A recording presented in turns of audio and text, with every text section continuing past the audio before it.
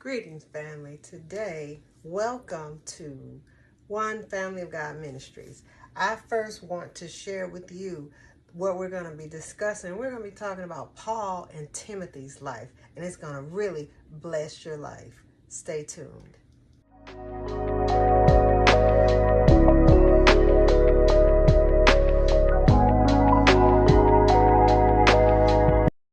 Paul was teaching Timothy, or they both were actually addressing corrupt leaders who were teaching false teachings in Ephesus. And so Paul was telling Timothy, listen, you need to start new churches. You need to start churches with new foundations. And he also had to go into these other churches and actually speak to them and speak truth with people that thought they were speaking, that they were teaching true things. He had to speak to them in regards to the human condition and also revealing to them, helping them to see God's grace. I would say that's probably when the grace movement started. But anyway, the grace actually started when Jesus came, but helping people to see God's grace. So that's what Timothy was actually called to do. So these are some things that Timothy started. He started praying. He started prayer gatherings to help promote peace. He began to influence men and women, teaching them to leading them in prayer. Just kind of getting back to those foundational things, which I think right now we can use. Is just getting back to those foundational things and trying not to try to be way up here, but just to get back to the foundational truths and the foundational things as far as what can really carry us through from day to day. He talked about, and this is what people talk about, how women dressed back then, but you have to remember, and this is what I've studied, that the women were dressing really, out of just all over the place. And what he wanted to do was to bring order to that. He wasn't saying you should dress modestly. I mean, that you should, he was recommending that they dress modestly, but he was not saying that this is set in stone, that people should not come to church like this, and that it was misconstrued.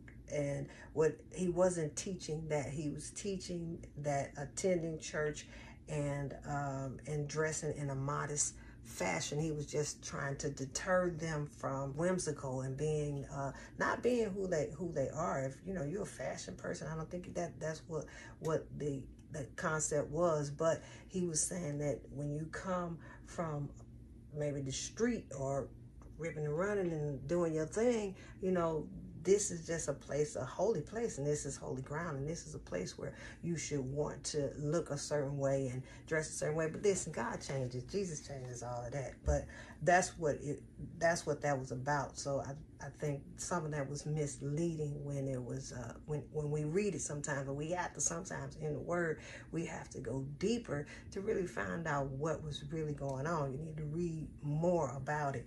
And then another thing, he was appointing leaders. He began to appoint deacons and elders and overseers, helping them to build healthy family relationships. This is when in the scripture where he talked about that leaders should not be alcoholics. They should have their finances in order and things of that nature. That's where this leadership came from. These are good things that he implemented into our church, into us, so that we will step up to the plate to be the leaders that God has called and equipped us to be.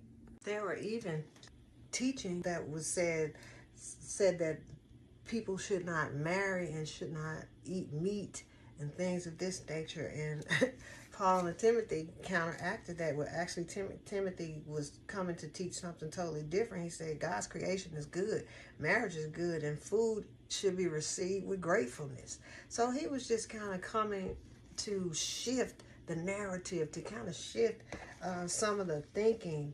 There were church care, churches, it says in the Bible about we should take care of the widows, and he was saying that, and some of the widows at this time were like taking advantage of situations, and they were kind of loose in the street and then coming back to the church to get help, and that sort of thing was going on. And he was saying, no, we're not doing that.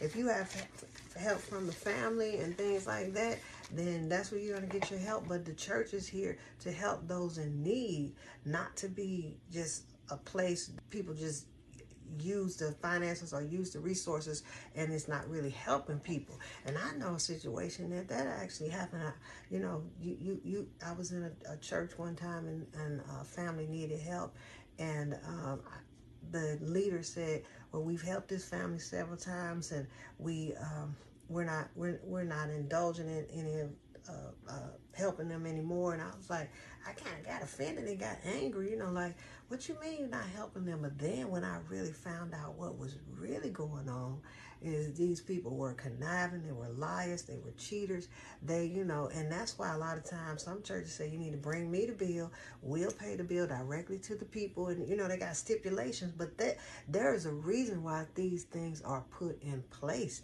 They are put in place, and so some people on the outskirts, they want to come in and they may misjudge the church because of this, but you need to really find out what's going on before you actually criticize, and you don't really know the why the churches do things. The church has to do things the way that they really, which really is decent and in order. Paul and Timothy had come to set order to the church. That's what it was for. So another thing that was going on, there were situations where corrupt motives about money and wealth were extremely misleading, and that's some of the struggles that we have now. But at the same time, they were teaching that be generous and ready to share, and always be ready, be rich in good works. So he was saying, be rich in good works and generous and ready to share. And that doesn't necessarily go for the physical church. That goes for everybody. Kind of like in Acts, where everybody could, was able to help each other. Oh, wait a minute, I have what you need, you have what I need, so let's help each other. That's what they were teaching, and that's what they were emphasizing. That's what the body should look like. So also another thing before we complete this study is that what a church believes will shape how it lives. So what we believe is how we shape how we live. Theology beliefs needs to be criticized. So it's good when we come in and when someone comes in like a Timothy and a Paul, and they say, hey, I am bringing correction to the church, and that's exactly what they did. But this is how this applies to our life. This is how we recognize the grace of God. We help people in need. There is order in certain things when it comes to the church and how they do things. We can be used in leadership, even though we're maybe timid and fearful or what have you, because God does not give us that spirit. We can operate outside of that. So I just wanted to get on here and just inform you about Timothy and Paul. That was the entire reason for the study, is to inform you of Timothy and Paul, and to help us to understand some of the foundational things when it came to building the church. So I hope that this blesses you. This is One Family of God, and I pray that you will partake of all the things that we have, that you will partake of all the things that we offer here at One Family of God Ministries. We're talking about everything that just involves family and everything that helps us to grow spiritually and to really focus in on what God has called and anointed us to do here in the earth, and that's to be a blessing to those around us. So listen, I have in the description below, I have all sorts of things. We have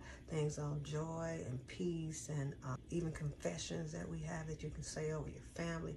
All of that is in the description below.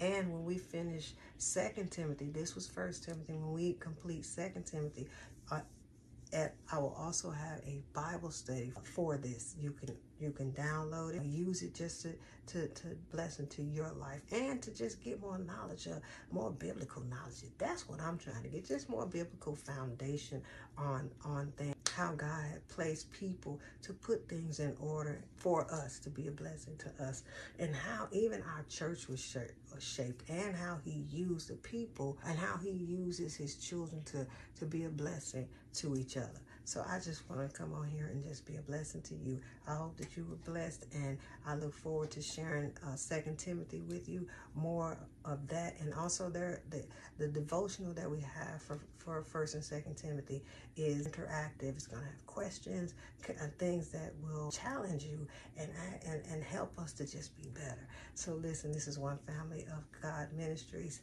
and we are real people living real lives, and we're expecting real change. You be blessed.